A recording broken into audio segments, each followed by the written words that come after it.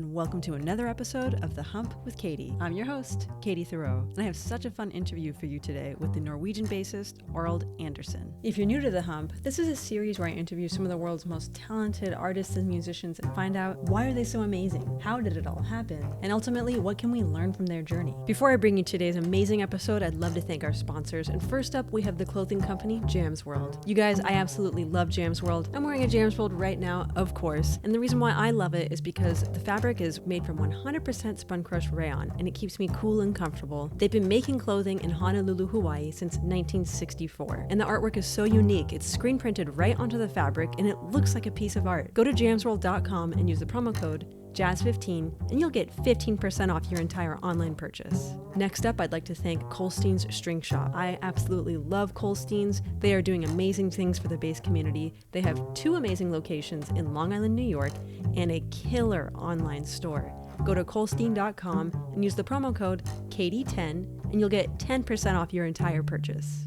All right, the time has come to bring you today's episode with the very fun and interesting Norwegian bassist Arild Andersen. Arild grew up at such an interesting time in Europe, and especially in Norway, when there were so many jazz musicians from the US coming over to play, and he would be in house bands with Dexter Gordon, Don Cherry, Sonny Rollins, and so he had so many fun stories to tell. Just such a unique experience. Arild has had such a long, exciting career, and he's been recording for ECM since the 70s. He had an amazingly successful project called the Masqualero band, and now he's doing something really fun where he's mixing Norwegian folk music with jazz, and it's just so beautiful. I'll put links to everything below, of course. I know you're gonna love this interview, so without further ado, here's Arild Andersen. You grew up in Norway. Yep. Right, obviously. Yeah. So what was your first exposure to music in general? In general, it was, I think when I was about 10, 11, I heard Bill Haley, rock and roll. Yeah. And I was so impressed with the saxophone solos. Not so much with the music itself, but the saxophone solos really, I thought was great. A little later, I heard Lester Young, and I was amazed how he could play all those notes on the blues. And I got the guitar when I was 12. I got the guitar for Christmas, and I played with my brother who played accordion. He's 3 years older than me. So I just somehow got into the late 50s, Elvis Presley, Tommy Steele, pop rock, and then with Benny Goodman and Lester Young. I heard that on a friend's record player, and I just started to want to try to play different notes than just the melody on my guitar, you know. So that's called improvising, I guess. Yeah. And did you know at the time, like, what those other notes were? Not really. The left hand of an accordion they built the same as the cycle of fifth. So I learned the cycle of fifth by reading my brother's left hand when he played accordion, and I was always sitting on his side.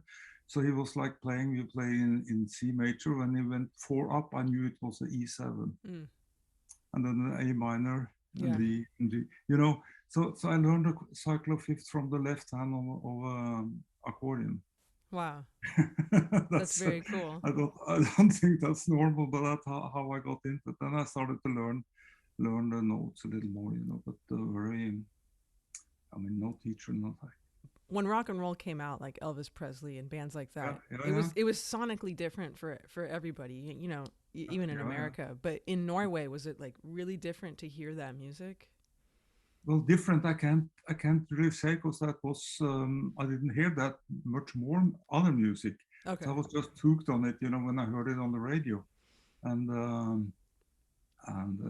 the rest was like normal, whatever was on the radio. We didn't have any record player or anything, so just what I heard on the radio. So I was very impressed with it, and then at one time I played with Lavrindo Almeida, guitar player. Yeah. And he told me he's actually playing the guitar on Love Me Tender. Really? Yeah, he said so. Yeah. I don't know which recording or in what context, but he actually said that he played the guitar on Love Me Tender. The acoustic guitar part. Yeah, I guess so. Yeah. Oh, that's cool. Right. Yeah. So well, all Yeah. connects. Yeah. So I know obviously you played guitar, so why did you switch to bass? We had a band. I was like 15, 16 years old, and I played guitar. I got an electric guitar, and we actually I played guitar in the band. And the bass player, he wanted to only play cello. He played in an orchestra, so he only practiced cello. So he got blisters when Oh, we played like three sets for weddings. yeah. He got blisters. So he asked me if I could play the last set, So then we played like some piano bass drums. So I played the bass out of the four deepest string on the Yeah, guitar, yeah. and just I felt it was nice to play. So we played some kind of Oscar Peterson type piano trio. And one afternoon we were gonna go to a gig, and he said, "Arild, could you play the bass all night tonight? I haven't practiced, and I'm not in for it." So actually, then from there on, I just played the bass. I bought this bass for $40. Oh my I still gosh. have, I still have the bass. It's in fact a good Czechoslovakian bass. And then we started to play like piano bass drums. So I just started to practice the bass and play, yeah, with whoever I could play with around. It's Oh, very that's local. We're just outside Oslo. It's very local thing. So that's how it went. in like locally around you. Was there like the jazz bass? Was there someone already like playing jazz bass, like someone you could that you either studied with or that you could go watch? Not really. I went to the jazz club here in Oslo called Metropole, and they let me in even I was only 16. They knew I should be 18, but they said if you don't drink alcohol, we can let you in. And I would go there and hear some of those Norwegian bass players in the early 60s. One very good one called Erik Amundsen, and some other ones. And I remember I saw a video when we got to television in 1962 or something. I saw a video with Johnny Rogers band with Gary Peacock on bass, and that knocked me completely out. Yeah. I'd never heard any bass at that time. I bought some records. I heard more music, but the way he pronounced every note, you could hear every note, even the recordings from those days. You could hear every note, and what he played on standards was really, I really got so amazed, over that television. And now I saw somebody tips me, and it's actually on YouTube now, so you can watch it. You can find Johnny Rogers from about 1962, and that bass playing with Gary Peacock at the time was amazing. Oh So wow. that sort of made me wanna try to play the bass, and also wanna try to make the bass audible. That I was very, aware of the bass should sort of be very yeah, audible is the best word I Yeah. can find. Yeah. Yeah. Present. The sound present. Melody. Yeah. So when you heard Gary Peacock, Mm. what did you do to try and sound like that, to try and have a sound? Were you studying with a teacher? Were you just listening to more records? No, I didn't. I just listened to records, and a little later, I actually went to a teacher that worked in the Oslo Philharmonic, but then we're about some years later. But in Norway, they don't teach the simandl fingerings. They use the Swedish, what's it called? With you play with your third finger instead of like Oh first, yeah, yeah, second, and fourth. They yeah, play like that.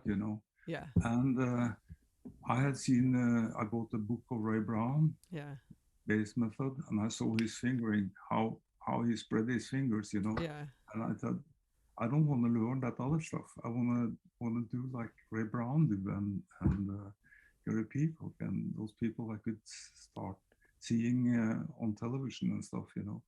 So I didn't take many lessons with him. And then there was a Czechoslovakian bass player coming to Norway, playing in the Philharmonic Orchestra, and I managed to get some lessons from him. And he was a student of Porsta. This is the same teacher as Miroslav Vitos and George Mraz. So he had that Simandl kind of technique, which I wanted to learn. And I also wanted to learn the German bow. Yeah. Because in Norway, they only played the Gulbrandsen is that school with the third finger, Okay. Yeah, and also they play French bow in Norway. So I wanted to be more like the American heroes, Yeah, you wanted to be different, yeah. Yeah. So then actually talking about the sound, Geri Carr came to a workshop with this first teacher of mine, and then he played some pizzicato, but he played with the thumb, pushing the string away from him and not pulling it towards him. And then he pushed the strings towards the fingerboard, and he got such a sustain. I was saying, how can that be? And then I figure out if I play the bass, not pulling the string to the side, but pull it slightly into the fingerboard. It gets a less bumpy touch, a bumpy start sound, And when you take down that bump, sort of bump, then the sustain will be closer to the actual setting the sound, that's going to make the bass sing. Then you get the softer attack, but you get the sustain closer to the attack. Yeah. Oh yeah. Yeah. Clean sound. And also by setting the string down into the fingerboard more. I see some bass players, they play so hard and they play sideways. Yeah. Like his name. Well, this guy says you're not supposed to play the string like you shoot with the bow and arrow. Yeah. It's not bang, not that, but dum dum. And I got this book of Rufus Reid. It says the bass is supposed to sound like boom boom, not boom boom boom. But I know it's a personal thing, and now a lot of people like that more short sound. That's okay with it. They go back to gut strings and whatever. Yeah. But for me, that sustained kind of sound has always been how I want the bass to sound. Yeah, and it's important that everybody figures that out for themselves. It's okay, whatever you like. But if I find like, some people are like, oh, I don't like my sound, and they don't do anything about it. And like, as musicians, especially like where you grew up as well, not having like so many jazz bass players and around you, it's like you have to be a little bit, you have to want it a lot, right? And be a little bit of an investigator. Like you found the person from the Czechoslovakian bass player. And it's about like the history, the lineage. Like he studied with that person, and I want to it's all this like passing down of knowledge, but you have to go find it, right? Yeah. And also another influence was like mid-60s and on, was Nils Henning Ørsted Pedersen. He's a Dane, but he comes to Norway. He comes to Norway pretty often. I got to know him, and we spoke a lot over the years and so on. And his approach to the sound and the technique, not to talk about, it's incredible what he played. And so that was also a big inspiration, for how to, just play the instrument. Yeah, I mean, not that it should be easy, but it shouldn't be that hard to pull the strings. You shouldn't have to use so much effort, right? Oh, I mean, it shouldn't use any effort at all. It should, I don't, I never get tired, in my right or left hand, because it's a technique. It's not muscles. Yeah, that's it. So when you were kind of like discovering all of this knowledge and the Ray Brown book and all that, were you like excited were you practicing a lot at that time, or was it? Yeah. Yes, I practice a lot. Yeah. That summer when I went to for lessons with the Czechoslovakian, that was actually one summer. I think it was summer of 1970 or something. I had been playing a lot up till then, but then he was teaching me Dragonetti bass concerto, writing it down for hand with hand. He never showed me the full score. He just wrote down 2 lines at a time. Wow. And I practiced from 9 in the morning to 12 in the evening and went in 3 times a week for 4 or 5 weeks. And that's all my education. Yeah. But I learned so much, and I can still take those papers out and look at them and start practicing again on the same thing he told me, and how he wanted the bass to, perform. Yeah. So that was sort of, and since then I think I practice pretty much. Especially this winter, I didn't play any gigs this winter. Yeah. I mean, it's been closed. Last year I played quite a few, but this winter is. So I've been working at home, playing bass, making a video for Berklee College. Yeah. And all that, that takes time, to record and edit and fix it. Yeah. So that's. Well, it's cool for people to hear as well. Maybe a lot of young bass players or musicians think, okay, in order to learn this, I have to go to this school for 4 years and do that. But there's another way, like you did, even for the summer, like get a mentor, and almost more of, it's like an apprentice. Just like back in the day, if you wanted to learn how to make shoes, you go to the guy who makes shoes and you spend time with him every day, right? So it's definitely a great approach. Yeah. I was kind of lucky because I got to be part of the local rhythm section here in Oslo from like 68, 69, together with the drummer Jan Christensen. And we played a lot together. And then we played with all touring musicians at the time. I was going to ask about that. Yeah. Yeah. Okay. Yeah. Well, you want to ask the question before I start? No, I mean, go ahead. I figured that you did that, and I imagined that a lot of amazing musicians came through that you got to play with. They would come to Europe, and play with the local. They played a week in Copenhagen with the Kennedy Trio, and they played in Oslo. They usually came for one night. Some of them played a week, but I was old enough when they had that club that worked all week. So I was more on those one-nighters. They came, Johnny Griffin, Dexter Gordon, Hampton Hose, and I was lucky to play a bit with the Stan Getz, who went on tour and played, and Sonny Rollins, and so I played with so many of the Phil Woods. I remember was a very kind person, and I learned a lot from just being on the same stage as these masters, and learn the tunes, and also what I'm thinking of is the presence they showed on stage, the energy and being there in the moment. That's something that I always think back on, how they would, go for it, and it was like serious. There was no fooling around. Yeah. And that was very. I think that was a good school, to just be part of such masters.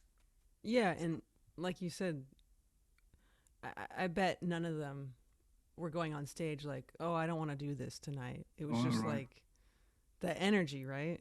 Yeah. That and the focusing on the music. So that was some years, end of the 60s and into the 70s. So that's about the school.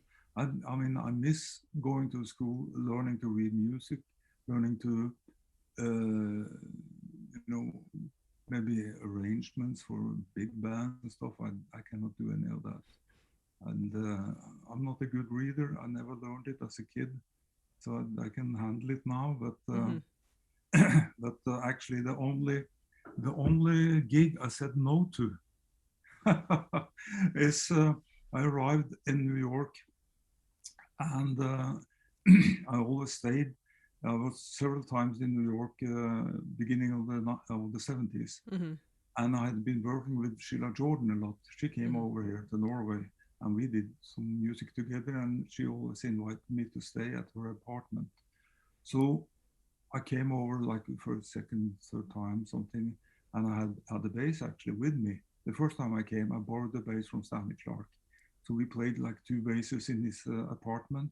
Mm-hmm. It was just before he was famous. Mm-hmm. But it was very nice. I borrowed the bass for 6 weeks from him. And the next time I came over, I walked into the apartment and the phone rang, and it was Stanley Clarke. And he said, Arild, can you sub for me with the Tad Jones Mel Lewis big band Oh, tonight at the Village Vanguard? No, no. I had heard that band so many times, and I knew how much was written out Mm-hmm. for the bass player for that band. It's not a gig you go to if you're not a good sight reader. Yeah. And actually, I said, Stanley, I can't do that. I Oh, can't read that. no. And he said, well, Arild, it's just the blues. I said, no, no, no, no, No. no. I know I can't handle it, And a couple of years later, I met Billy Harper, who played with that band very much. I met him at the festival in Norway, and we started to talk. And I told that story to him, and I said, if you can't sight read that stuff, you should be lucky you said no to that gig. Because can you imagine 15 hip New York musicians turn around and say, who's on bass tonight? Yes. When you fool around with those breaks that Tad Jones used to write. Yeah, if you play Tiptoe, 3 and 1. I would never, and that's the only gig I said no to. Wow. In my life. Yeah, I take the challenge for a lot of things, and but that one was, and then I said to myself, shit, I didn't go to school and learn reading music. Mm-hmm. At that time. I mean, I was 25 or something. So that was that. Yeah, that's okay. Yeah. Many other wonderful things have happened. Yeah, yeah, exactly. Yeah, and of course. And you gave someone else an opportunity that night.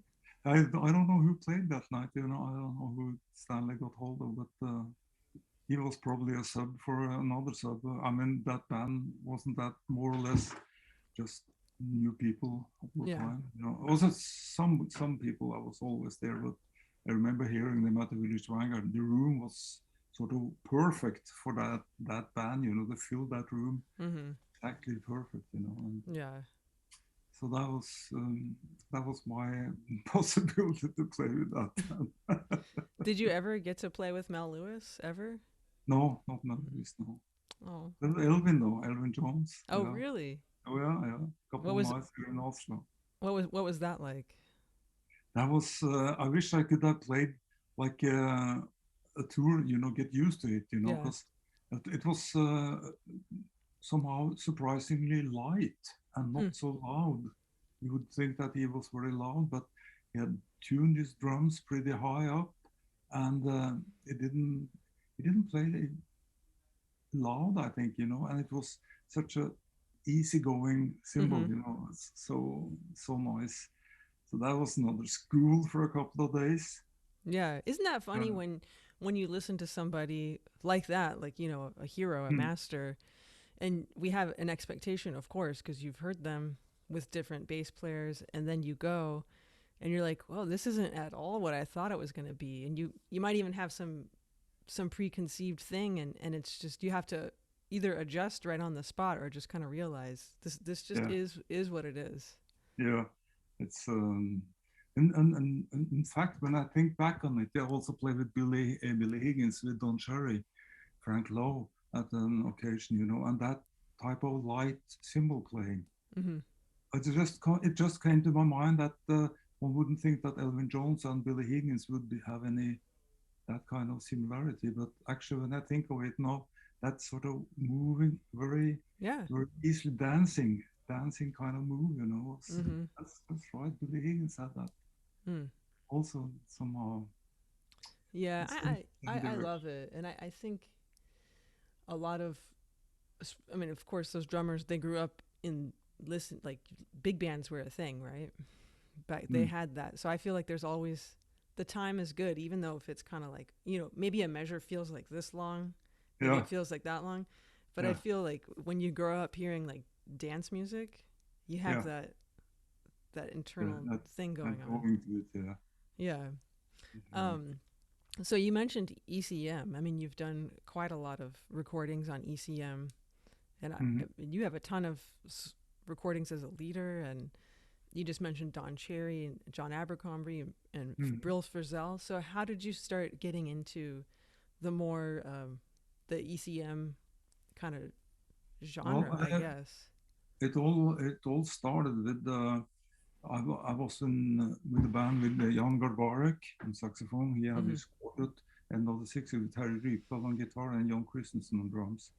And we became part of George Russell. He moved Yeah. to Norway, to Oslo. And we went to that course, chromatic Lydian conceptual tonal organization and stuff.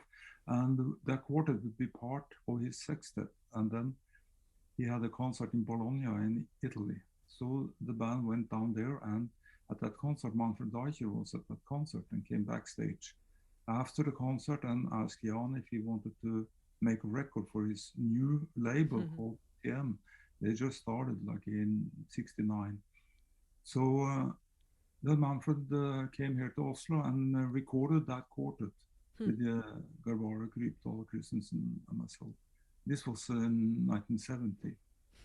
So we made some 2, 3 records with Garbarek, and then I asked him if I went to New York from like 72 to 74, 2 and 4 many times, Mm-hmm. So I was in and out of Oslo, and I played with Sam Rivers and Barry Alshow in New York at the time.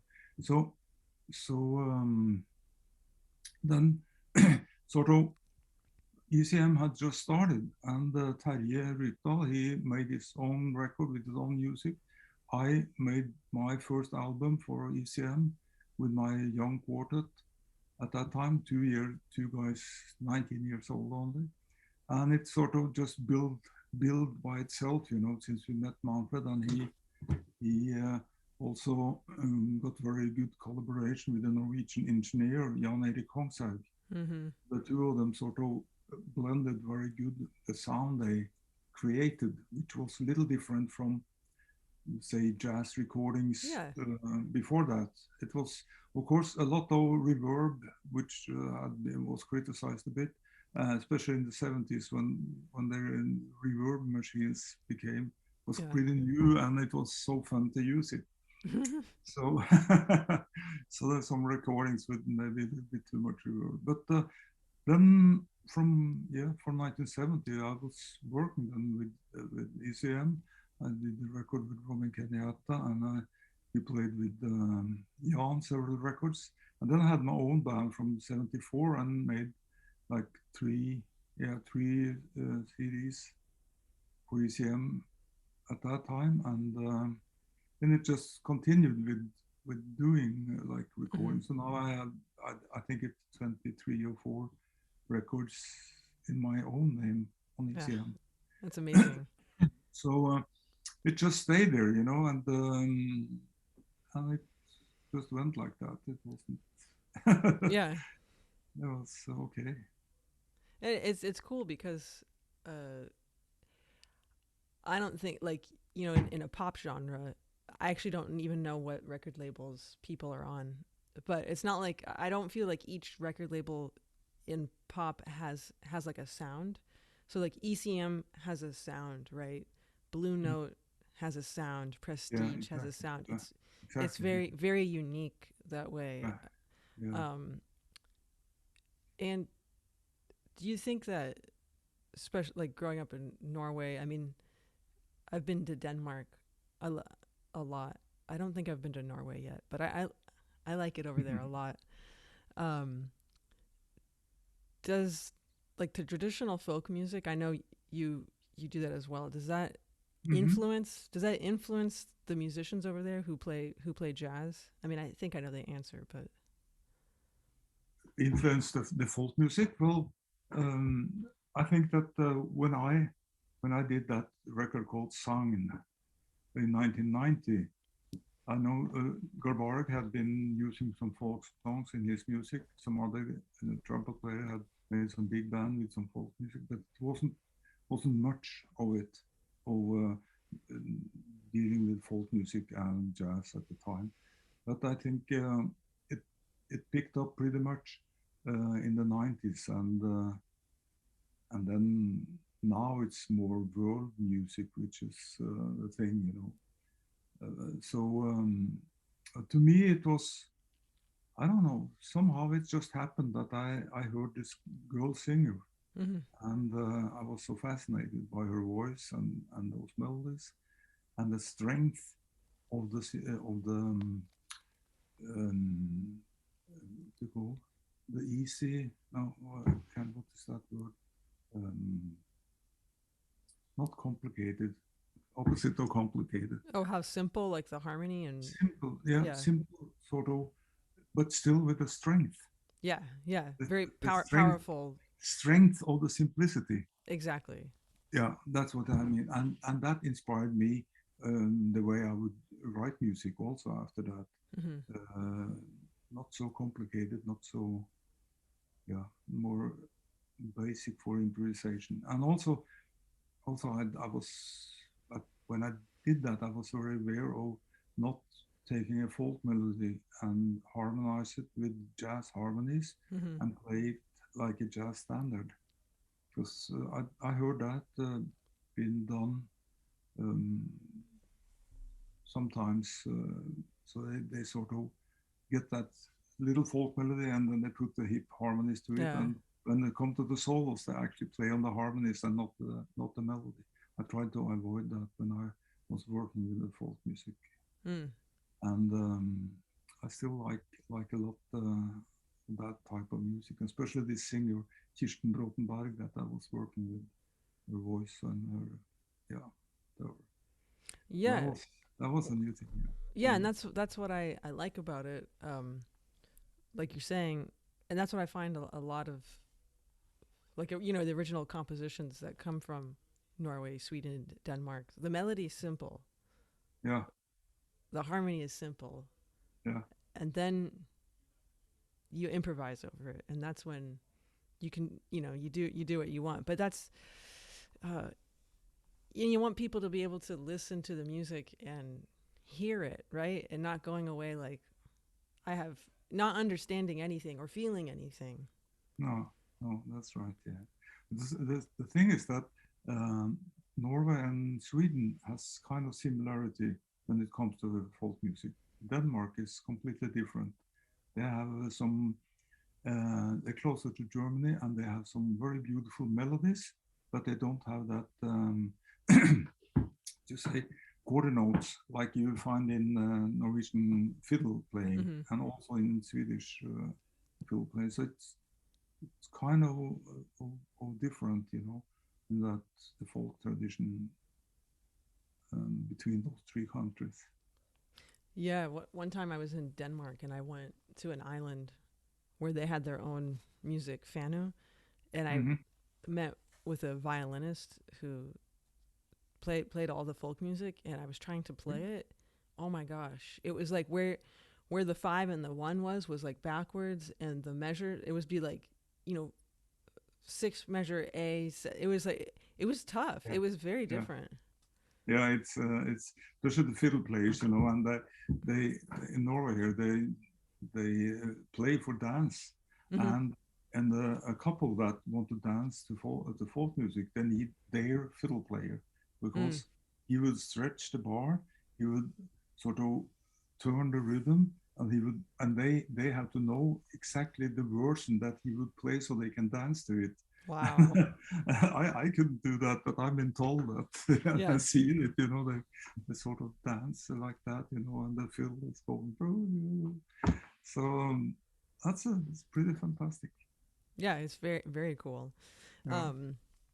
I just want to keep talking about Norway in general. Do you feel like music as a profession is a respectable profession in Norway? Like there's a lot of support? Support for doing music? Yeah. Well, we are getting quite some support here for touring, and some, for some years I could have like compensation where I would withdraw what I made going out to playing gigs, and then they added a certain sum if I didn't make enough to make a living. So, and that some musicians, they got that type of grant and almost stopped playing, because if they play, they will deduct from what you would get anyway. You see Yeah. what I mean? So, I tried to use it more the way it was supposed to use. I Yeah. had a band 10 years from 82 to 92, and we called that band Masqualero. After a while, it Yes. started out as my quintet, and then we changed the name to Masqualero. And I was doing all that work for the band and booking it and writing music, not all of it, but a lot, and taking care of all that. And this grant, sort of, I used to do all that work and not taking anything from the band, Mm-hmm. from the salary of the band, for myself to do that work, because I had that grant, so I sort of used that for being able to run that band for 10 years. So Yeah. I think that was fair enough. But I know we are getting pretty much support in Norway, and it's good, and sometimes it's not so good.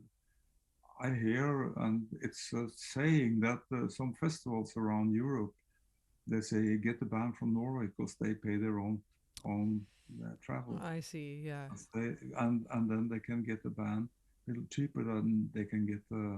But Sweden has the same, and I don't know for Denmark. But Hmm. Sweden had a lot of support also, and Yeah. I met people in Germany at the Goethe Institute, paid them travel the world around, So Mm-hmm. I think it's not that special in Norway, so to say. But of course we're doing pretty good up here, so we get the support now. With the pandemic, there's I mean, there's so many musicians that they don't make anything, and it's hard to get compensation. So many papers to fill out, Hmm. and so I wouldn't say it easy, but Yeah. it's there. Yeah. Well, I Yeah. think like yes, it's important to get compensated, but I think the most important thing, or the thing I really enjoy, is the respect that, uh, like Norway, the respect that you're Norwegian, you're making music, you're helping the country, like, by sharing this amazing music. And a lot of, I mean, especially in America, it's kind of Mm. like you're just you're totally on your own, right? And there's not so much Yeah. respect for what you do, especially playing jazz music, and that's Oh, I know. America's music. So I always love going over there because there's so much respect for being a musician, because Yeah. it takes, just like when you remember being on stage with Johnny Griffin, Sonny Rollins, it's like it takes a lot of work, intensity, and focus to do that. Hmm. Yeah, that's right. It's I know it's hard with the American jazz musicians too, and now with the pandemic, I can't imagine how people has survived. But there has been some compensation in America also, hasn't it? Yeah, yeah, Yeah, but not the respect. yeah. Not the respect. Yeah. Okay. Yeah. Well, no, sometimes when I played in America, in the USA, I think the audience are sometimes, can you call it, warmer than in Europe. Oh, That's my okay, yeah. experience. Yeah, Okay. they first of all, a standing ovation is very seldom in Europe. Mm-hmm. In what I've maybe I played so good, so I got a standing Yeah. ovation that I thought. No, I'm kidding. But I thought it was so much easier. Somehow they shared the Mm-hmm. music, they shared their feelings and got up and Uh, clapped and all that. So, but I hear people think it's the grass is greener on the other side. yes, Is yeah, that yeah, something? yeah. I love when I'm over there and they clap and they you all clap all together at the same Yeah, time. I love yeah, that. yeah, yeah. That's also something, especially in Eastern Europe. There's sometimes I remember a festival in Warsaw in Poland. They were presenting a big band, and they knew that if they present everybody and everybody's going to clap for each Yeah. name. So they had somehow found out that there was one clap. So 4,000 people in the audience. I said, on trumpet, Mama. Oh my gosh. 4,000 people. On second trumpet, rock, rock. You know, I mean, they presented 16 musicians, you know, Yeah. in less than a minute. 16 claps, yeah.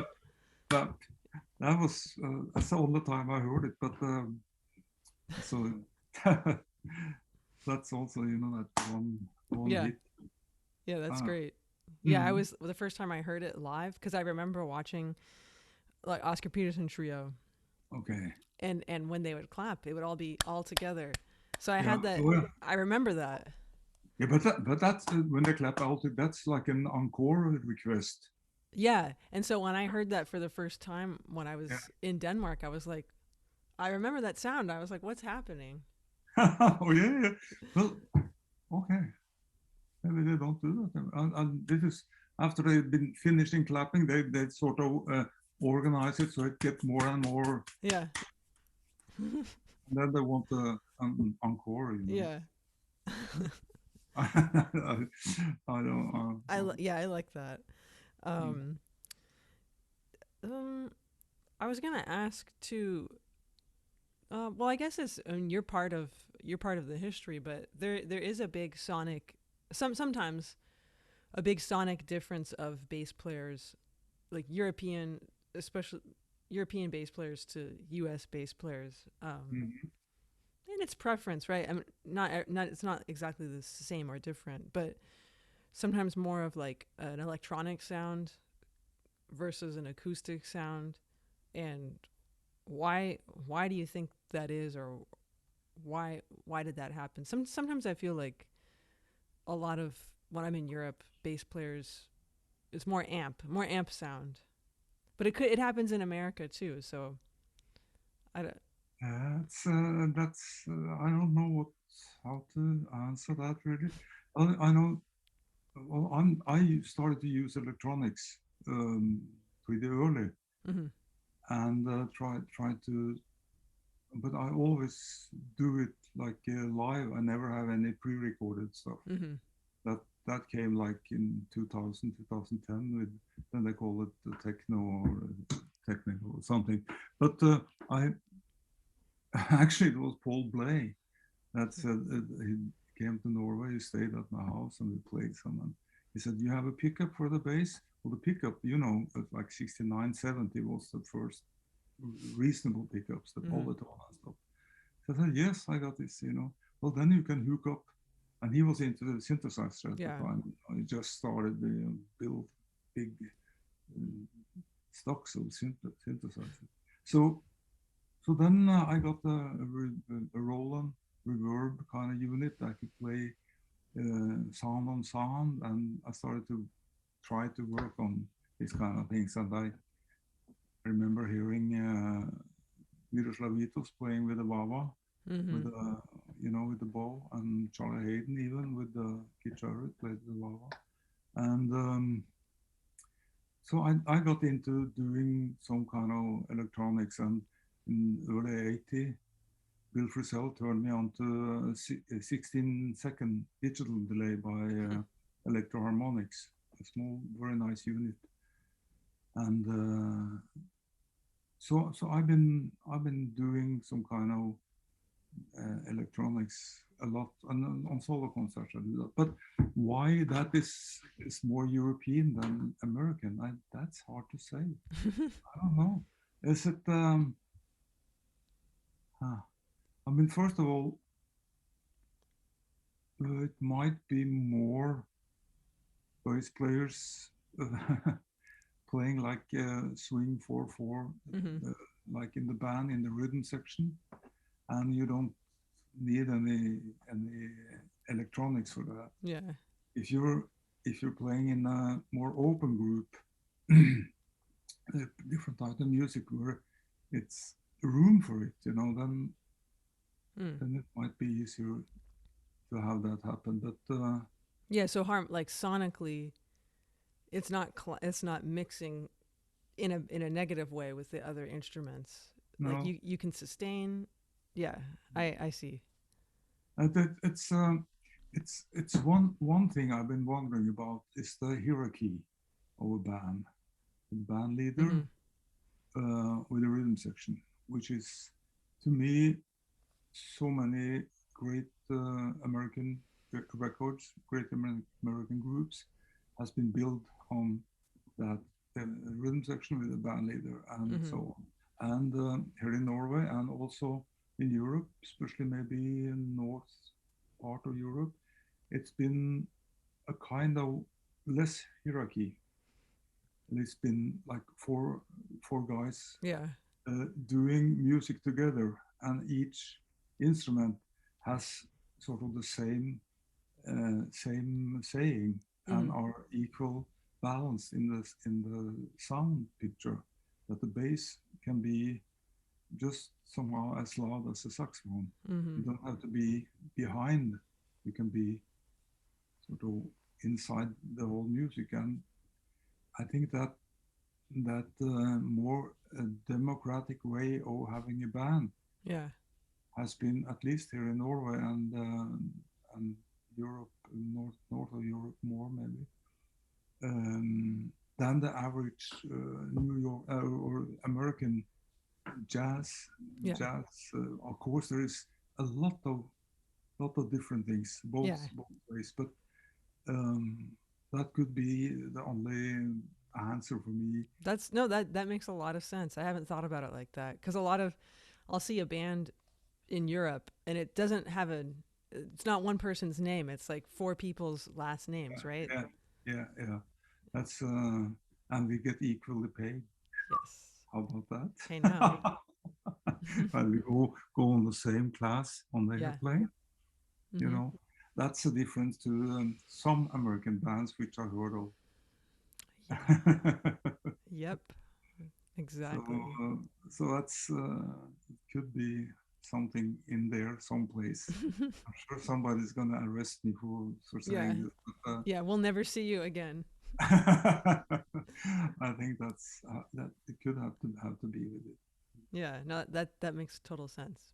Okay, I have two more questions for you. One, I want to go back in time a little bit, back to when you were in the house band in Oslo, Hmm. playing with Stan Getz, Sonny Rollins, and uh, did you have any time to prepare for their music, or was it the night of? Did you know what songs they were gonna play? Like, what was like an example of a night there? No, well, the one artist in Oslo we would rehearse in the afternoon, sometimes in the radio house, and we go to this student club that was open every Sunday, and some of them played standards, so it was more or less to say, okay, we play this and that standard, and I like these changes out of the bridge, Mm-hmm. and so a few little things. Sometimes we rehearsed at the Norwegian journalist who knew all the musicians around the whole team. She would open her house for rehearsals. So that would be some kind of one afternoon Mm-hmm. rehearsal, and then we go to the gig. With Rollins, we played. Excuse me. We played at the Kongsberg Jazz Festival, and he came over. That was the first gig he played after being over that bridge and Oh. staying himself here. So he came to Norway to play that first gig. So he came some days before, and I had been staying up in Kongsberg for some days, and he came down to the rehearsal with Bobo Stenson, Jon Christensen, myself, and they said, "You guys can play some calypso." And he started with St. Thomas. So that Mm. was pretty easy, you know. Then we were going, you know. Then he said, "Can we play in the Sentimental Mood? Can we play a few standards, you know, Yeah. which was easy to find out." And with Stan Getz, we also did more or less the same, you know. The first time I played, we went to South Africa. Hmm. He played with Stan Getz, Bobo Stenson, Jon Christensen, and he also played a lot of standards. He wanted to, you know, just go through the chords. It's funny with, of course, he wanted to play his Mm-hmm. bossa nova hits, you know, Mm-hmm. and I think it was Desafinado, which has the bridge is not easy to No. Desafinado unless you know it. Yeah. And Stan said, "Well, let's play Desafinado. I don't know the changes. I just listen," he said. Yeah. And then we started to play, and we go to the bridge, and Bobo Stenson played some chord, and Stan turned around D7 flat 9. he knew exactly what was going to be, but he didn't want to tell us. Yeah, that's a great lesson. Yeah. So, oh yeah, okay. Yeah. So then he knew exactly. Then I played with him up in Toronto for a week and did some more later on.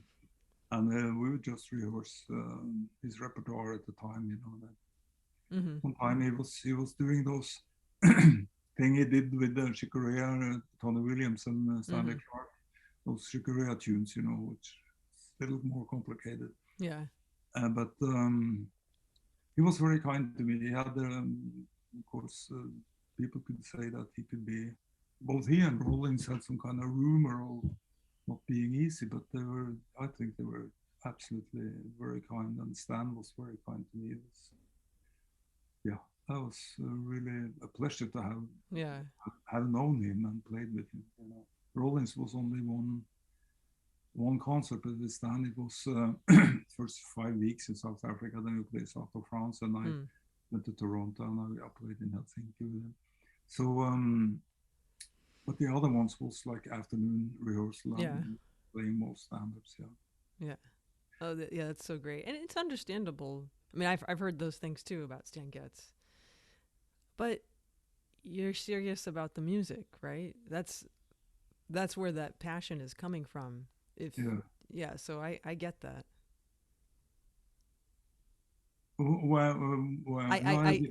I get why Stan Getz could get angry. Oh yeah.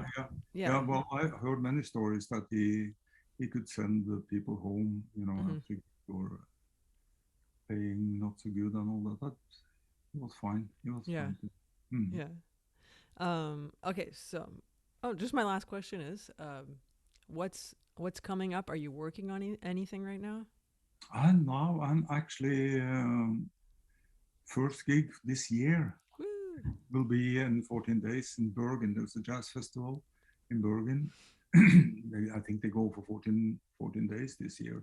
And since there's no Americans and hardly any Europeans, then all the Norwegians can play. So I get 2 nights there, and that's going to be end of May now. So I've been preparing some new music for a band I'm working with now with a young saxophone player. His name is Marius Nese. You're going to hear about him. He's fantastic. He's like 35 or something. And there's Helge Lien on piano and Håkon Mosset Johansen on drums. You wouldn't recognize these names, but it's a great band, and I wrote some new music for it. So that's the first thing coming up. And then that band also goes on some gigs on the West Coast. Then it's the Kongsberg Jazz Festival, and I'll have a late celebration, 75 years old celebration concert. Wow. I was supposed to have last October. Yeah. So now this year we're going to do that celebration. I put a special band together for that, and I was supposed to play a duo concert with Bar Phillips. You know Bar Phillips? Yeah. He lives in south of France, and he we were going to just do some more or less loose improvisation concert, but now they canceled because it seems like it would be difficult for him to, even though he's vaccinated, I'm vaccinated, but still the quarantine and the outburst that happens now and then here and there, you know. So they canceled that Bar Phillips thing second time now. Last year it was supposed to be, and this year it's not going to happen either. Then there's a few festivals coming up, and hopefully by August, September, things will be easier to start traveling and play a little more. But I think it still is going to be dangerous if you're abroad and there will be an outburst there, and coming home then will you're put stuck. you into quarantine. You know, so you have to watch it all the time. And this last year, you know, I've been working so much on moving gigs, doing all that office work. And I'm practicing the bass a couple of hours each day. I play like every day, and then sitting by the computer and moving gigs and finding. Then 5 musicians has to move till next, and everybody has so many balls in the air, you know, and they don't land, you know, so nobody knows really whether they're able to play or not. So that's been has been kind of boring, to say the least. Yeah. But I've been doing okay with the pandemic. I never took a corona test. Mm. I've been okay, you know, and I got my vaccine already March 10. I had my second shot of Moderna. So I'm okay, but there's no restaurants open in Norway, in Oslo. Oslo has been closed down more than the rest of Norway.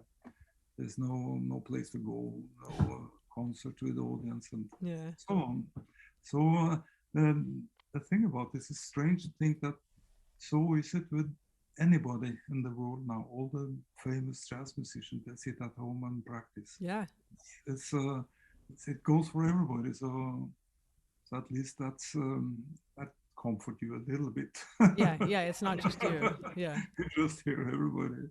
Okay, so I lied. I have one more question. I think, do I see 5 basses behind you? Yeah, I think so. 1, 2, 3, 4, 5. Yeah, you see all of them? Yeah. Yeah, that's 5. That's Oh, nice. Yeah, there. I thought I saw that. That's a bass that Jean Ray in Lyon made for me. He made that one, and then he made another smaller, a lighter one, which is easier to fly with. It's a very good fly bass. But and this in the corner, I don't know if you see it, that's my old one I bought in 1968, and all these 3 basses has a removable neck. Okay. I take the neck off, you know. And then I had a little Colston bass that I recorded those videos that I recorded for the Bussetto bass, the Scott LaFara model. So that's also a very nice bass. Yeah. But I have, on that one, I have Thomastic solo strings tuned down, which Miroslav Vitos also use, you know. And when I've been doing those videos that week when I was working on that, then going back to the bigger basses was much harder to play because it's so easy, that little bass, you know. Yeah, I remember one soft strings. Exactly. I was in Singapore one time for 3 weeks on a smaller bass. Yeah. And when I went back, I was like, oh my gosh, it was like playing a cello, right? It was crazy. Yeah. That's so I have to practice on the bigger bass again now. Yeah. That's the one and the one with the lion head is the one I traveled mostly with, you know. And I always wanted the lion head because I saw Richard Davis's bass once with the lion head, you know, and one day I'm gonna get the lion head bass. You got it. Yeah, I got one. Yeah, that's right. Stanley Clark. Stanley Clark, he had one made also for him. Yeah. From Sean Ray, you know, and he has a woman head. Oh yeah, that's right. Which Paul Chambers also had. Yeah. He had a woman head, you know. So it's all these basses, you know. It's nice, but I mostly play that lion head bass. Oh, that's great. Yeah, and the small one also, which is the travel easy to travel with. Yeah. And you know something? Do you have a detachable neck? No, I just have one bass. Yeah. Yeah. One thing is that people also so afraid, will the bass sound okay if you have a detachable neck? And my experience is it sounds better. That's what everyone says. Yeah. They do, yeah. Yeah. And I think the reason is that you take the bridge down, tune it down, and the top sort of is like sending the bass to a chiropractor. Yeah, you're right. Top, takes the pressure off.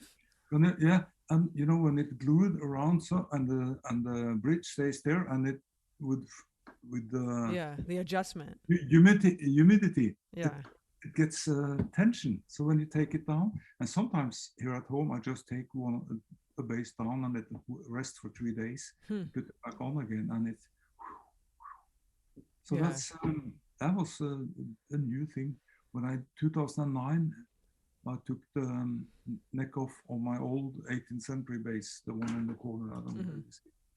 So I was very scared, but I had to do it because of the airlines and stuff. And then I found out, wow, every time I put it together, it's really opened the sound. So that was nice. That's awesome. You should get. Yeah, I know. But you don't need a detachable neck. Just tune down the bass for a couple of days. That's true. Yeah.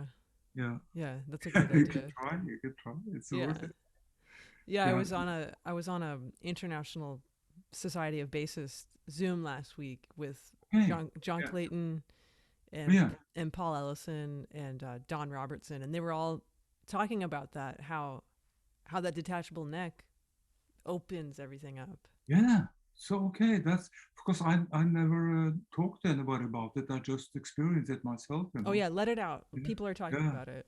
And when you do that, when you take down the bridge, one tool which is very, very clever, that one there.